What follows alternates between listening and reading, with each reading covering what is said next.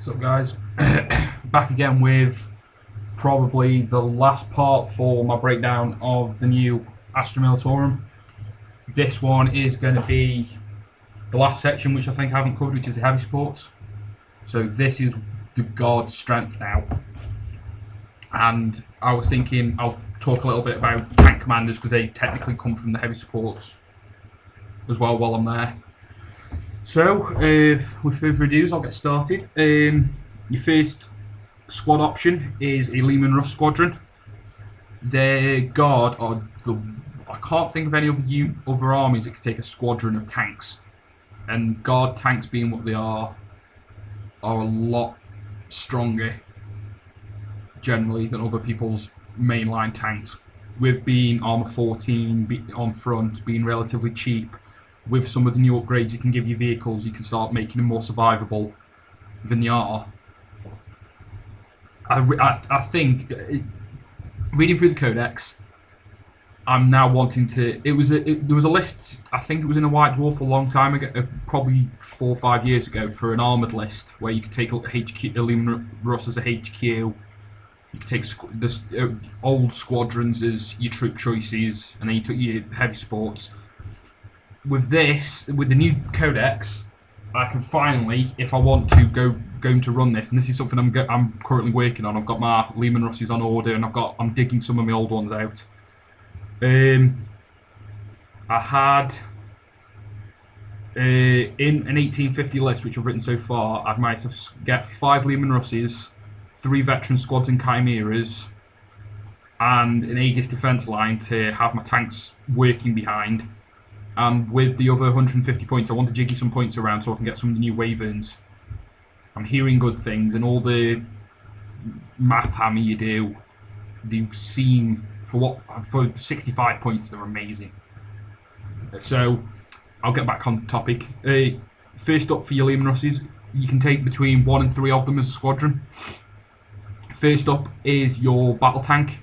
Bare bones, everyone has one, I think. It's the workhorse of the heavy supports. It's the all-rounder. All the other ones are variations from the Russ, the basic Lehman Russ, and the Lehman Russ is the one way. If you want a jack of all trades, that's what you'd bring. It's got a strength 8 AP3 battle cannon, 72-inch range, so it's really long distance. It covers the board.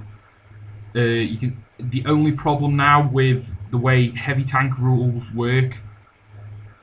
If you're firing ordnance, regardless of being with the old lumbering behemoth rule, you used to be able to fire ordnance weapons and still fire all your other weapons if you were stationary.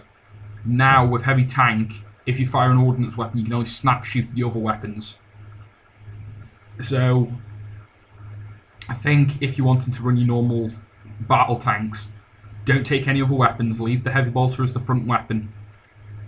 Maybe swap it for a flame because it's free.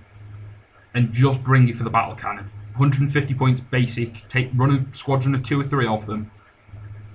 With being only able to now that their main weapon is ordnance, the other weapons isn't compulsory. There's no real use to taking them because you're only going to be snap shooting unless the battle cannon gets blown off.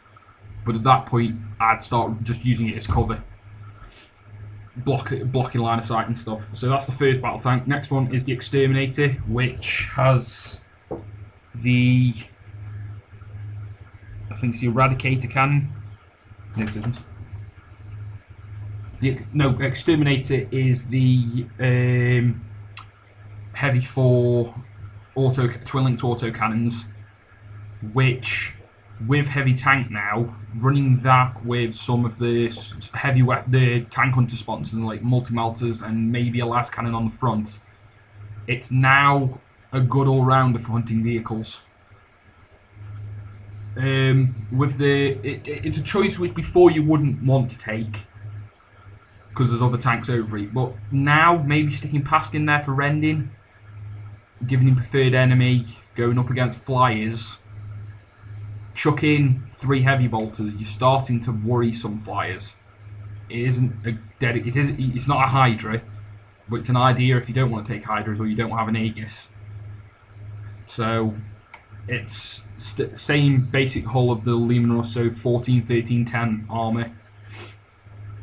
So yeah, that's the Exterminator. Next up is the Vanquisher, which has the Strength 8, I believe AP2. Vanquisher back on. Yeah, Strength 8 AP2, Heavy 1 Armor Bane. So that's your tank hunter. I wouldn't take it as a bare bones tank. I'd take it as a tank commander, so you're getting your BS4, sorry. Maybe run Pask in it if you wanted your preferred enemy. Your I think tank hunter you get with Pask. I don't think it's the strongest place to put Pask, because there's other tanks that benefit more from having him, and I'll get that onto a second. I'll cover some of the other tanks. Next one is, again, that's on the 14, 13, 10 chassis, so the basic Rust chassis. Next up is the Eradicator with the Nova Cannon, which has the Strength 6 AP3 ignores cover, and Strength 3 AP4. Eradicator. Strength 6 AP4, large blast ignores cover. That's good against hordes. It's a 36-inch range, so it's middle ground. You don't have to be pushing your tanks further up the field to get use of them. But I don't know. It's one, if you're playing City Fight and you're going against an army of Orcs, Nids, Tau, Eldar, stuff that's reliably bringing only a maximum of 4 up save, generally not a lot higher, it's really useful. Or if you're playing on boards with dense, you regularly play a board which has dense terrain because you're benefiting from its ignores cover. If not, I'd generally look at the other tanks. It is an option.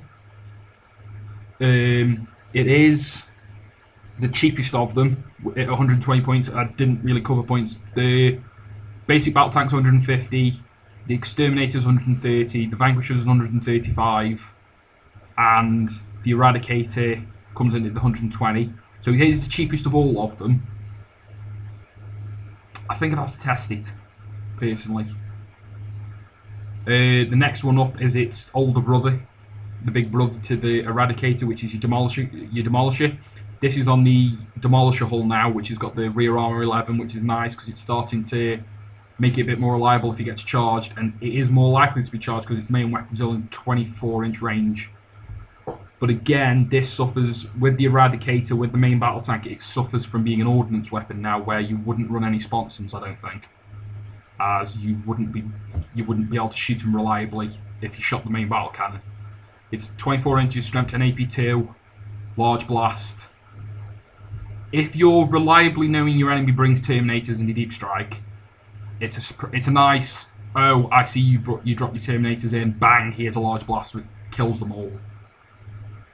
I've seen people run them with the old configuration. Used to have them with plasma cannons, but I don't think you'd be able to fire them now because you can only snap shoot, so you can't snap shoot a blast weapon. Maybe think of running 3 heavy bolters because it's only an extra 20 points to it, and it is the most expensive at 170. So another 20 points on sponsons. You could get prescience on it and start hoping to be cranking out the rerolls. But then again, you're pushing it at that point. So that's the Demolisher. Next up is the Punisher. This is my favourite. This is where Pask's going in for my armoured list. This has, again, it's on the Demolisher chassis, so the armour 11 at the back. It's got the heavy 20, strength 5, no AP Punisher cannon, which in a basic tank on a basic heavy support isn't worrying because it's only BS3, so you're only getting 10 hits average. It's strength 5, so you're wounding most stuff on 3s or 2s, but you're still getting armor saves, you're still getting cover and all that. The reason I'm running Pask in it is because Pask's ability gives it rending, which now makes it, and it's now ballistic skill 4, so it's the same ballistic skill as a Space Marine, so it's now the slightly younger brother of a more rapid fire version of an assault cannon. Now at ballistic skill 4 with 20 shots, you're hitting 2/3, so you're hitting 13, 14 times. Maybe stick prescience on there and be boosting that up. Going in with strength 5, getting preferred enemy because of Pask's Warlord trait. If you run him as the Warlord, stick 3 heavy bolters on it. That is a lot of firepower coming from one tank. I think that choice is about 270 points with Pask. It's 140 basic, 20 for your heavy bolters, 15 for camo netting, which I'll cover in a bit. I'll go over the upgrades when I get to the end of the section. And with buying a tank commander and Pask, it is starting to push up towards 450 points with you having to buy an additional tank for the squadron. But generally, I'm really wanting to see how well he does, because I think that would be a very scary option. Last up is the Lehman Russ Executioner. Again, Demolisher chassis, so 14, 13, 11, 155 points. So, not badly priced. It's one of those things where people are worried now it gets hot and it's starting to glance itself. But the trick to that is give it the plasma cannons. Now, at this point, you are rolling 5 dice if it gets hot, so it is more likely. But if I've understood the rules and I've checked online, I've been talking to people on forums, preferred enemy allows you to re-roll it. So stick that as the dedicated squadron to Pask. Pick your enemy's army as preferred enemy. If they've got allies, it's not as good, but just keep shooting at the main core of the army. And those 5 gets hot, you can re-roll. It's throwing out 5 plasma shots a turn, 5 plasma blasts. So I can't think of any unit that wants to be getting hit by that. It's really good. One thing I need to check, if you can issue orders on tanks. I don't believe you can. I think that's what tank orders are for. Because I'm guessing if you could give an executioner ignored cover, that would be insane. So, yeah, that's the last of the Lehman Russes, 155 points. Personally, I think I'm going to run Pask and a Punisher with all heavy bolters. Run the Executioner as his bodyguard, give it that 2 plasma cannon sponsons and a heavy bolter at the front. Give them both camo netting. I think that's about 470 points pushing towards at that point. The tank order, all you have to do is roll a 9 or under on 2 dice and you can split them up, you can fire them at separate targets. And for the first time in a very long time, I'm contemplating tech priests. It's a 12-inch, if they don't shoot any tank in 12 inches, I believe. Tech priests. Might as well look and get it right.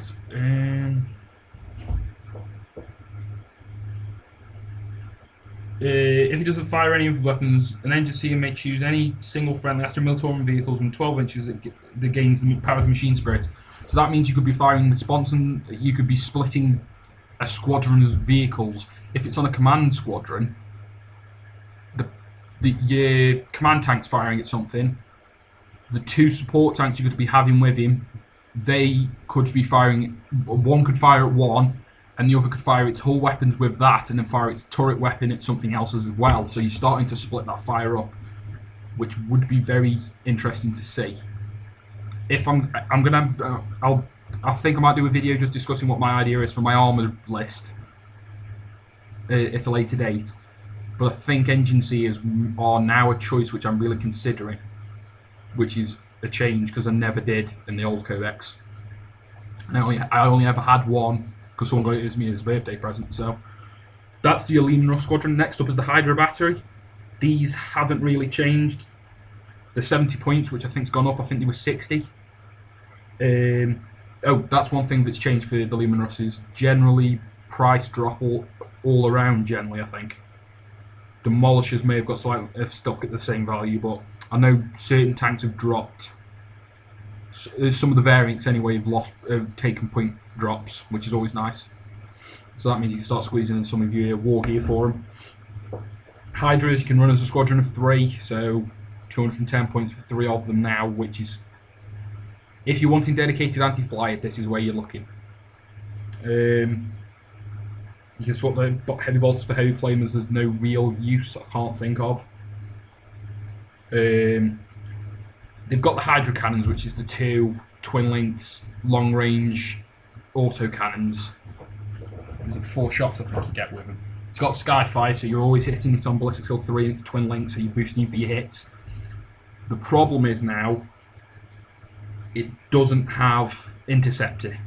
So if it's firing at ground targets, it's only hitting them on 6s. It's got the same problem as the Stalker Hunter variant for the Space Marines. they haven't got interceptor either. So there's the Hydras themselves. You're paying points for a dedicated. If you know you're going against a flyer, bring them.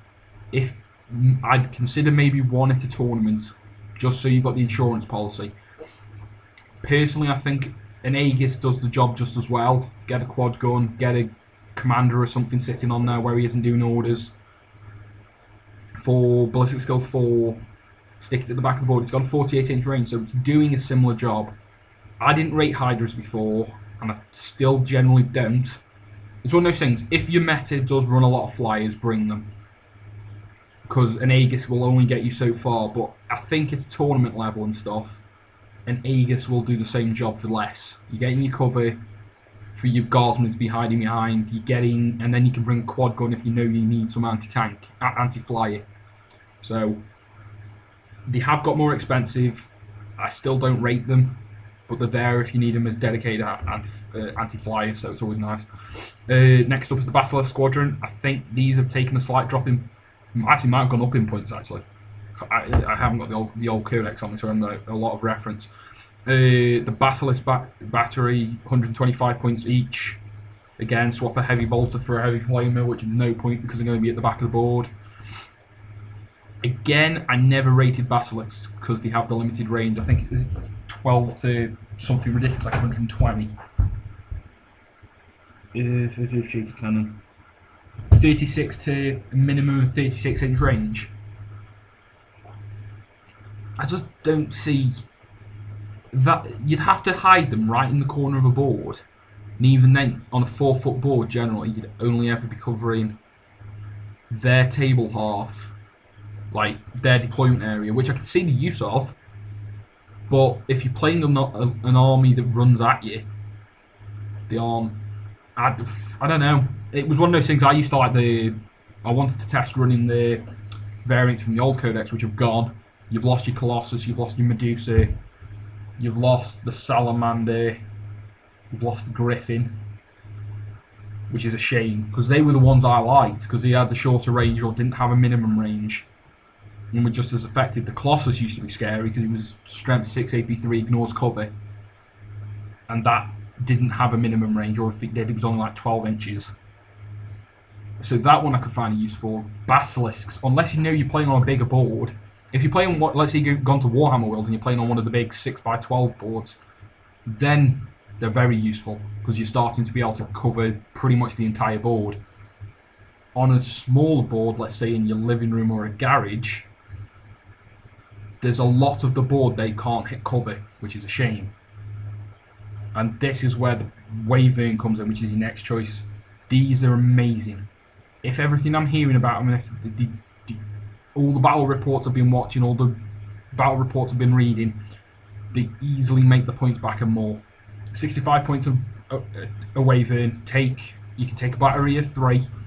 They're bringing the new Shardstorm mortar, which is heavy. You get 2 of them, so it's heavy 2, blast, twin linked, shred, strength 4, AP 6. So it doesn't sound scary to begin with, but when you're throwing out 4 blasts each, 2, and they go out like a barrage. You hit them. You're getting twin link, so you can re-roll scatter, so you can start getting. If you're looking for hitting let's say they've got only a small section of guys clumped up, aim for that guy.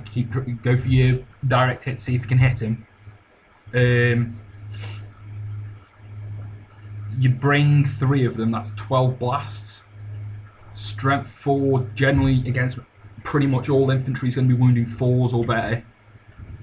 It's only stuff that's Necrons I can think of got toughness 5 stuff. Ogrons if you're playing Overguard. Generally it's going to be 4s. And then you've got Shred, so you re-roll into wound. So it's re-roll into hit, re-roll into wound. Let's say you got on average 3 to 4 guys under a blast. You get 9 out of your 12 get hits and hit those models. You're starting to look at racking up the wounds at that point.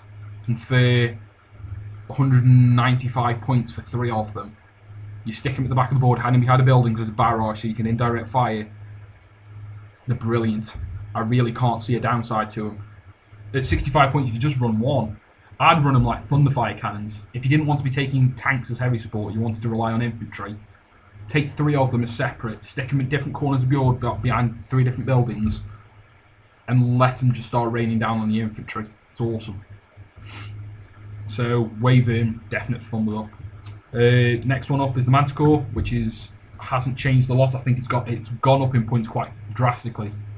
It's gone up from I think 130 to 170, so it's a bit similar to the Vendetti. It comes with 4 Eagle Storm rockets or whatever they were called, which are the Strength 10 AP4 D3 Large Blast.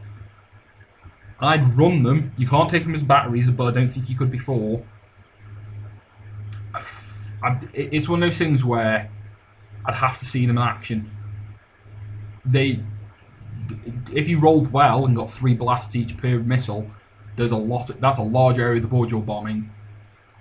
But I don't know. I think I'd have to see it. I'd have to test it. Next up from the Manticore, the last one of your heavy supports is the Death Strike missile. It has got more reliable. It will fire more. You can definitely get it to fire. It's got a 10-inch blast, which is ridiculous. I think that's the big Apocalypse pie plate. Strength 10 AP1, ignores cover. So if it fires and it hits a good portion of an army, it could be the difference. That could win you a game. But there's a chance it might not fire at all if the enemy gets to it before it does. If you wanted to play an Apocalypse game, bring them. There's nothing wrong bringing them. Apocalypse game, there's going to be plenty of stuff on the board and you can hide it somewhere. People forget that it's there and it'll launch off one turn and blow up a huge swath of the board. It isn't competitive. I wouldn't bring it as a tournament list. If you're playing mates and having a laugh, then maybe bring one as laugh, see what it does. But generally, I wouldn't rely on it. So I think that's it. Leman Russ squadrons, I rate. I think Leman Russ everyone's going to be dusting them off the ones that got shelved during 6th edition with all the vehicles taking hits for hull points and stuff. I can see Leman Russ is coming back in huge numbers. Hydras, I don't rate personally, but I'm sure someone's got stories out there. Basilisks, again, I'm not keen, and I'd rather bring the Wyvern. The Wyvern, I want to run a squadron of 3 just to see how well it does. I think it could do really well, especially if you're playing someone who brings something like Tau or Eldar, and you start hitting them behind their Aegises, and you're ignoring cover. Your Manticores, always, it's something which I've never played, I've never seen played, but I want to. So I might ask someone nicely if I can proxy, see how well it does. And last up is the Death Strike. Other than Apocalypse and games where you know you're going to just to go have it for a laugh, it's always useful to have, but I wouldn't use it in a competitive mindset because it isn't hugely reliable. So that's your heavy sports. I'll just quickly go over the tank upgrades, but I don't think a lot's changed. Searchlights for 1 point, relic plating for 3 points a tank, so a squadron would be 9. So 10 points for a squadron. It gives you the adamantium will, so you're denying the witch on the 5 up. So that could be useful if you know your enemy brings psychers that does damage, like Space Wolves with Living Lightning, Warp Lance from Tyranids, the Melted spell from Chaos. You can take a Dozer Blade, which is re-rolling cover, so it's always useful, and that comes in at 5 points. You can bring either a Heavy Stubber or a Stormbolter. Heavy Stubber's been 3 shots, strength 4 AP6, and the strength 3 AP6 actually maybe. And then the Stormbolter's strength 4 AP5 and Stormbolter. You can get recovery gear, which does the same as a Rhino, where if it's immobilised in the shooting phase, you can try to repair itself. Smoke launchers. That works. You'd have to definitely bring smoke launchers if you wanted to make use of the tank order Strike and Shroud, where you can shoot and then you pop smoke. Extra armor. I don't rate extra armor as much anymore because it's rare. It's rare you're seeing. If you're doing a penetrating hit now, generally you're not. It's normally killing something. It's normally glancing hits you're getting now, which you don't. There's no risk of being shaken. So I might not think about it. Fire barrels. These are new. These are fire barrels. Fire barrels. The first time an enemy unit declares a charge against the vehicle with fire barrels, the unit suffers D6 strength 4 AP 5 hits. It's a bit like fletchet discharges for Tau.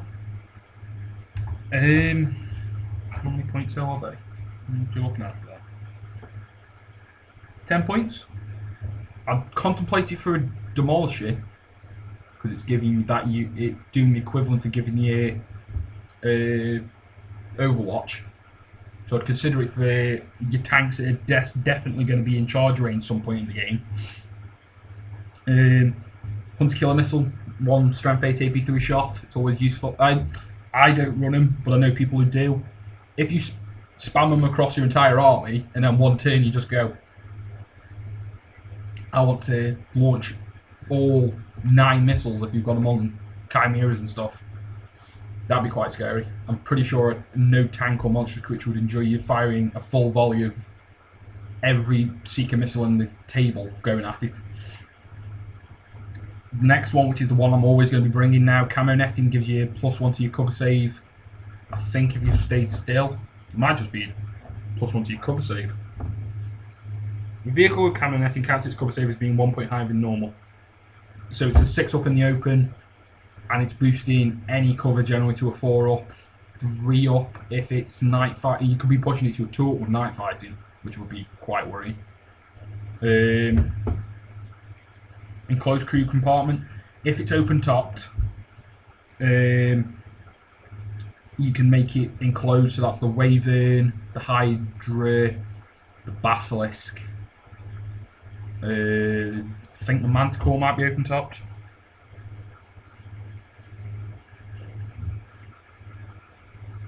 No, Basilisk, Wyvern, Hydras.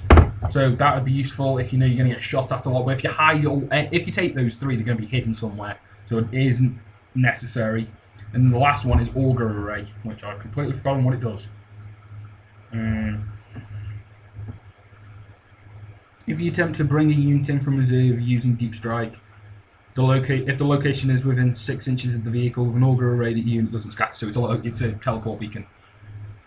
The only unit in the Codex that has Deep Strike is Skians, the Tempestus Militarum units. And if you're Deep Striking and you come in within 6 inches of a vehicle, wouldn't it have just been easy to bring a Chimera at that point? I don't know.